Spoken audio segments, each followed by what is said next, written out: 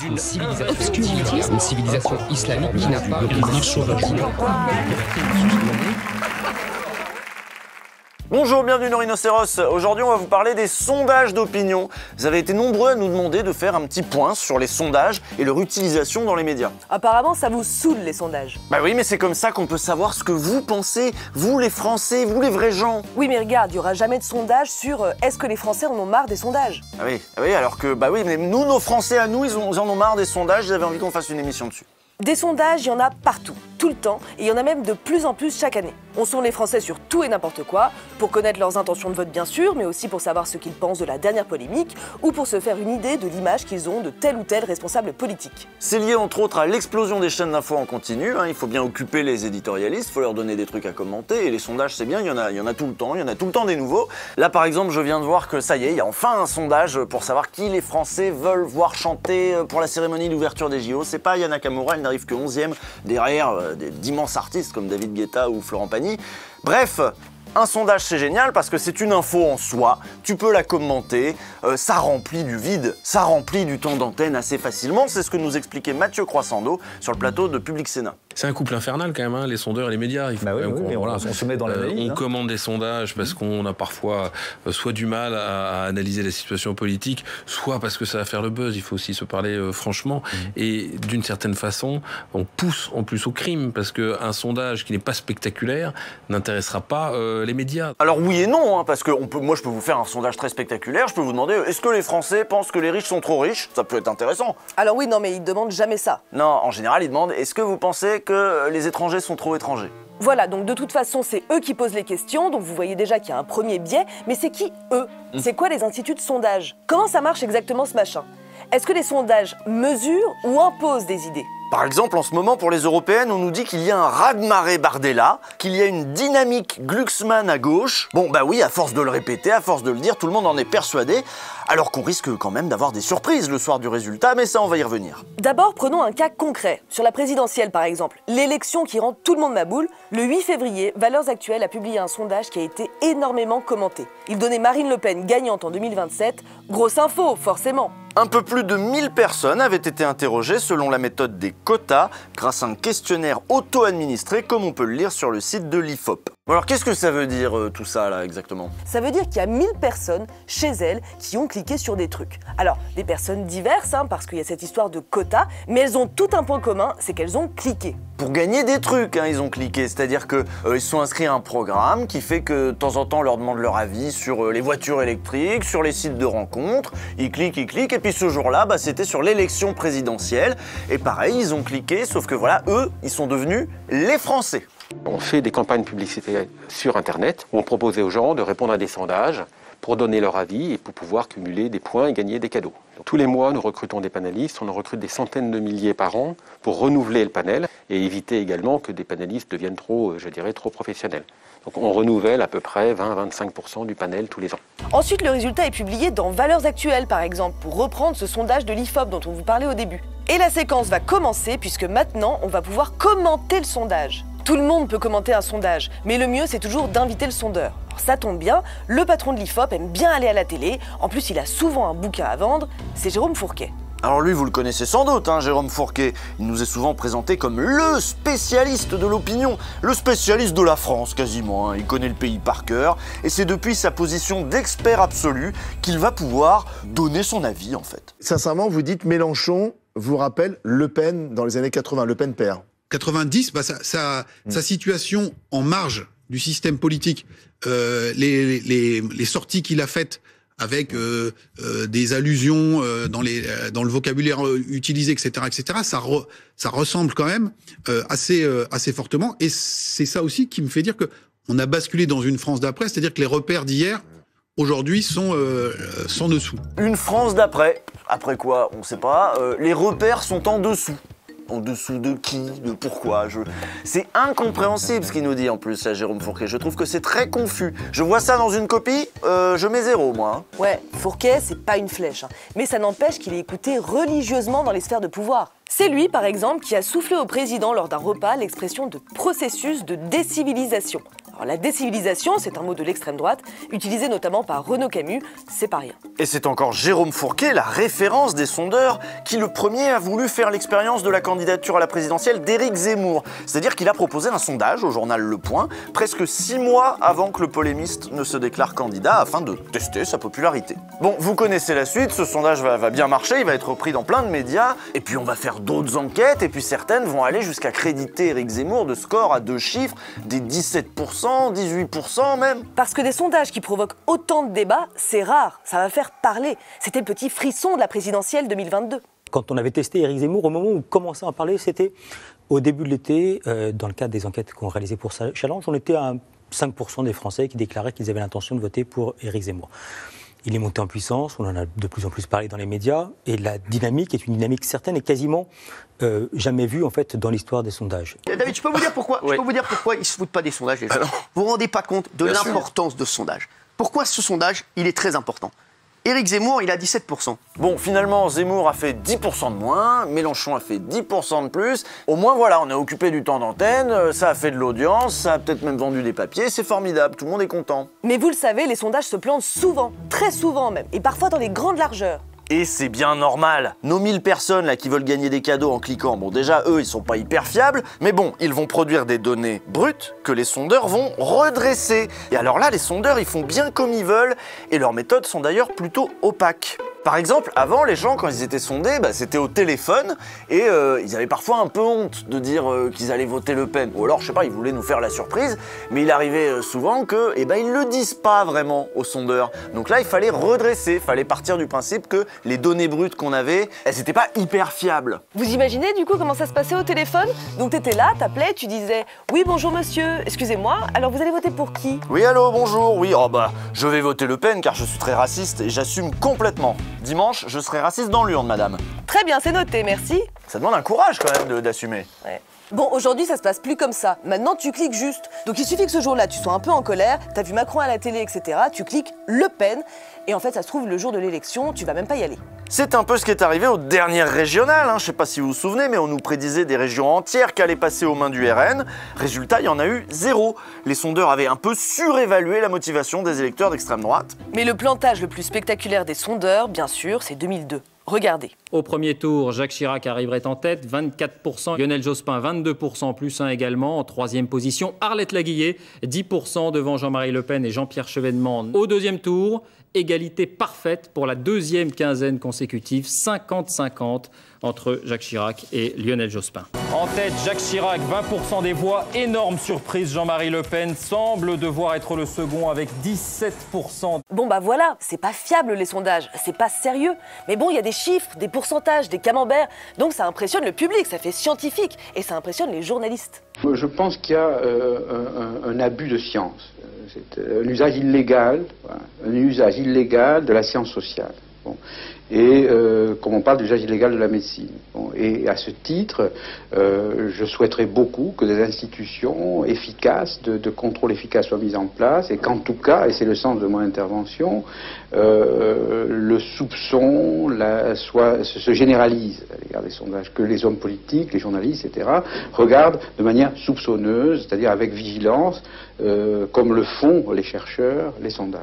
Pierre Bourdieu a aussi écrit un texte intitulé « L'opinion publique n'existe pas ». On vous invite à aller le lire car il est un peu difficile à résumer, mais il insiste sur le fait que quand on répond à un sondage, on peut pas avoir un avis clair et savant sur tous les sujets, c'est pas si simple. Il interroge aussi la formulation des questions. Dans le simple fait de poser la même question à tout le monde, se trouve impliquer l'hypothèse qu'il y a un consensus sur les problèmes. Autrement dit, qu'il y a un accord sur les questions qui méritent d'être posées. Bah oui, le choix des questions a une importance cruciale parce que c'est la question qui va imposer le thème.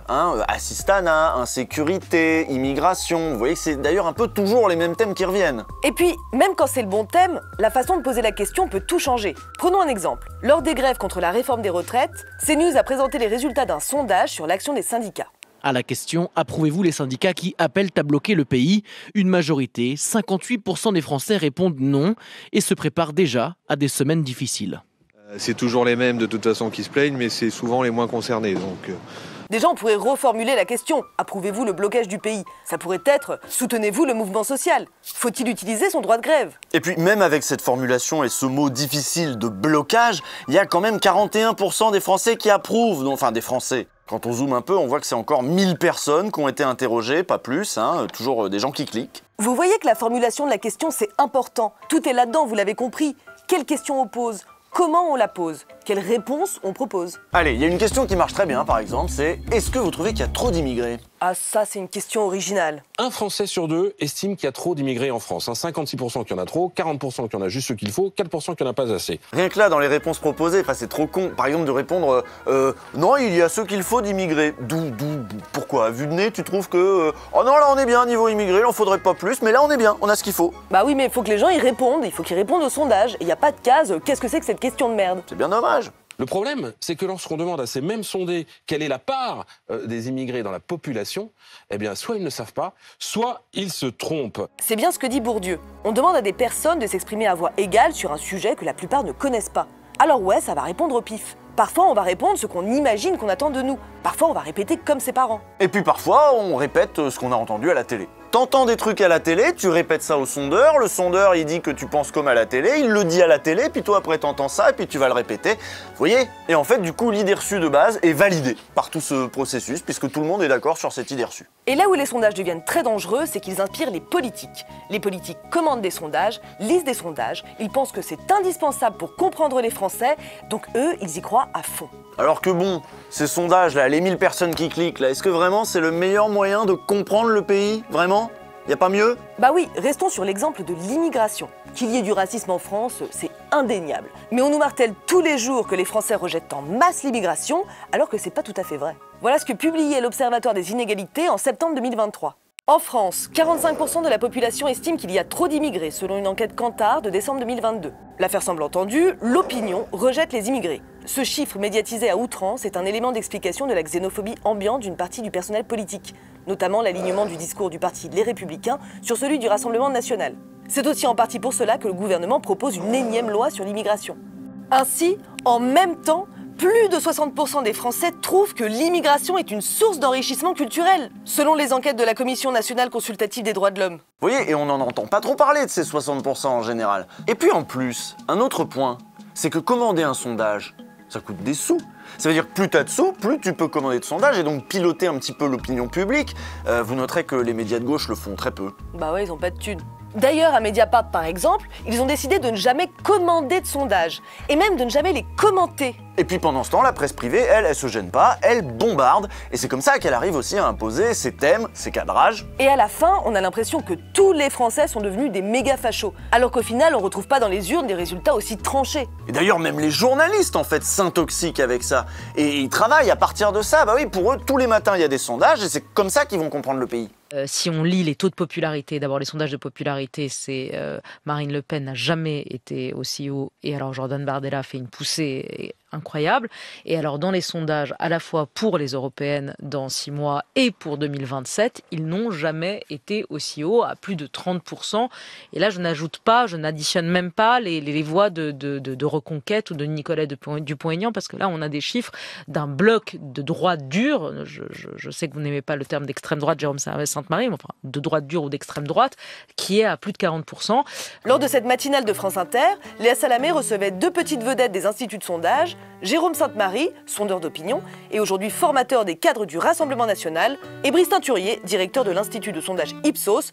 Et donc vous allez voir, tout le monde est d'accord, la gauche c'est finito. Les perdants de l'année, c'est aussi la gauche, et c'est notamment la France Insoumise et Jean-Luc Mélenchon.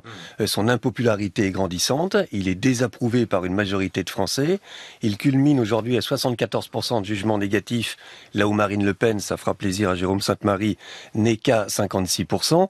Donc véritablement, vous avez eu des inversions et des dynamiques qui sont très défavorables à la France Insoumise. Voilà, si vous êtes de gauche, vous l'aurez compris, vous êtes isolé, vous êtes à côté de la plaque. La supposée impopularité de la France Insoumise, c'est un récit qui est entretenu par les sondeurs interviewés, par des sondeurs proches du pouvoir aussi. Un pouvoir qui leur commande plein de sondages, parce que voilà, les décideurs, ils adorent gouverner avec des sondages, et puis ils se posent plein de questions, ils se demandent ce qu'on pense d'eux, de leur image. Macron, par exemple, ça l'intéresse beaucoup de savoir ce qu'on pense de lui. Il va scruter BFM, il va suivre tous les sondages, Mais il va aussi faire genre, il s'en fout. Obviously, I mean, the best way to be very high in the polls is to give money to people. I mean, it's sure.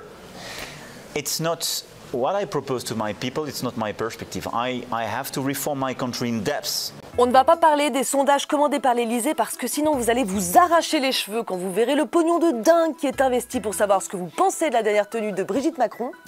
Et il y avait les affaires avec Sarkozy aussi qui en commandaient plein. Et Manuel Valls, vous vous souvenez de Manuel Valls ? 53 520 €, selon Envoyé spécial diffusé hier sur France 2. C'est la facture des sondages commandés entre 2014 et 2016 par le service d'information du gouvernement, non pas pour évaluer la perception des Français sur la politique gouvernementale comme c'est son rôle, mais pour tester auprès de l'opinion l'image de Manuel Valls et son positionnement politique. Une histoire de sondage qui n'est pas forcément très très bonne pour son image. Alors lui, carrément, il faisait poser des questions sur sa frange crantée ou la forme de ses oreilles. C'était une dinguerie. Ceci dit, bien sûr, les politiques croient aux sondages quand c'est à leur avantage et les critiquent quand ça ne les arrange pas, comme le montrait ce petit sujet de C'est dans l'air. Savourer lorsqu'ils sont bons. Je regarde les sondages qui ne sont pas inintéressants, vous avez remarqué. Un certain nombre de sondages nous donnent effectivement très très haut. Les sondages ne sont que des sondages, mais quand même. Maudit quand ils sont mauvais. Je ne vous parle pas des sondages, je vous parle de ce que les gens nous disent. Ce processus de rassemblement, ça ne doit pas être des sondages. Emmanuel Macron est certes aujourd'hui encore haut dans les sondages, mais personne ne le suit. Bah oui, mais voilà, les sondages, ça a l'air démocratique. C'est ça qui est fou. Les méthodes, c'est n'importe quoi, les questions, elles sont pétées, mais bon, c'est la démocratie. Bah oui, mais c'est ce que pensent les gens. C'est important de savoir ce que pensent les gens en démocratie. Mais pareil.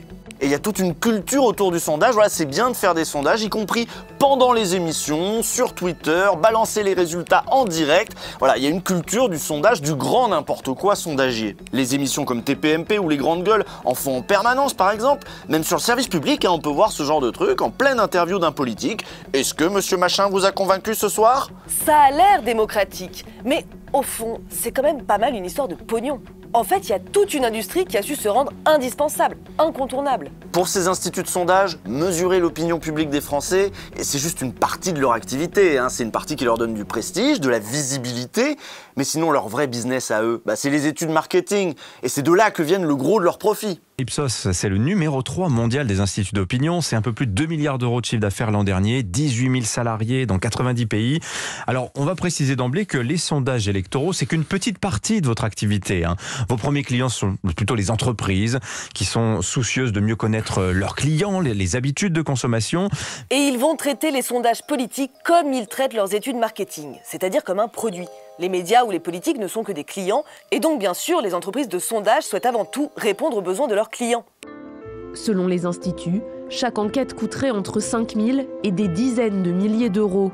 En 2017, lors de l'élection présidentielle, 560 sondages avaient été publiés dans les médias. Donc une fois qu'on sait tout ça, on se dit, est-ce qu'on peut vraiment leur faire confiance à ces instituts de sondage, là, ces grosses machines à faire du fric ? Parce que, tu dis ça sur les labos pharmaceutiques aux gens, ils se disent, ah oui, ils veulent faire du fric, donc du coup je leur fais pas confiance. Mais ils se posent pas la question pour les sondages. Oui, et d'ailleurs on pourrait se dire, si les sondages sont si importants pour notre vie démocratique, pourquoi on laisse ça au privé ? Pourquoi on ne contrôle pas ? Pourquoi on ne régule pas ? Comme par exemple l'Arcom le fait avec les chaînes de télévision. À savoir que pour alimenter, les sondages sont géniaux parce qu'ils produisent un événement, qui est un non-événement bien sûr, le nouveau sondage qu'on va commenter, ce qui permet d'alimenter le produit séquence présidentielle, qui est un produit que vendent les médias. Donc les médias font du commerce, les instituts de sondage font du commerce, leurs commerces sont relativement congruents et ils s'entendent très très bien pour s'alimenter l'un l'autre.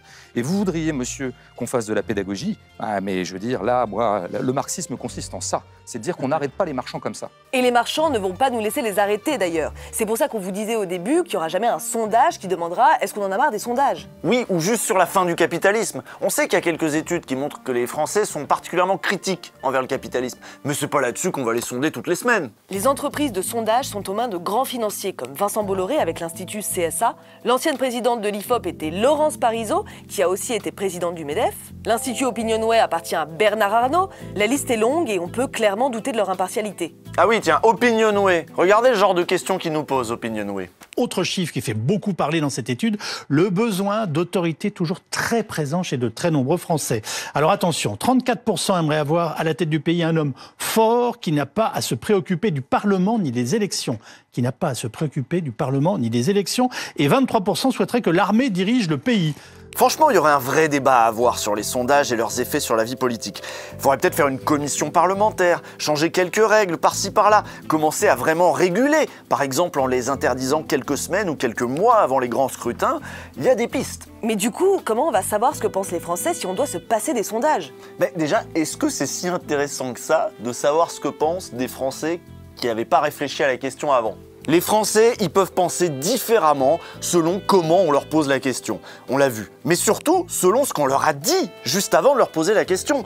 Ils pensent avec ce qu'ils ont sous la main, les pauvres Français. Par exemple, la Convention citoyenne pour le climat, c'était intéressant. On voulait savoir ce que pensaient les Français, donc on a fait un panel représentatif, comme font les sondeurs, mais on leur a pas posé des questions tout de suite. On leur a donné le temps d'écouter des experts, plein d'experts, de réfléchir, de parler entre eux, de s'intéresser, et ensuite on leur a demandé leur avis. C'est quand même vachement mieux. Oui bon, mais on va pas faire ça tous les 4 matins. Non, c'est pas possible. Mais par contre, reprenons le sondage Opinionway là sur le besoin d'autorité, on veut un chef, on veut l'armée. Tu poses la question aux mêmes Français après leur avoir passé un documentaire sur les dictateurs, et peut-être que tu auras une réponse différente, mais ce sera les mêmes Français avec les mêmes convictions profondes. Et oui, donc on en revient à l'importance des médias et de la qualité du débat public. Que si on veut se faire une opinion sur un sujet par exemple, on allume la télévision et on va tomber sur des sondages, des commentaires de sondages, alors qu'on a besoin d'informations, des faits, des reportages, mais on est saturé de sondages. Donc on va devoir se faire une opinion à partir de l'opinion des autres, c'est super.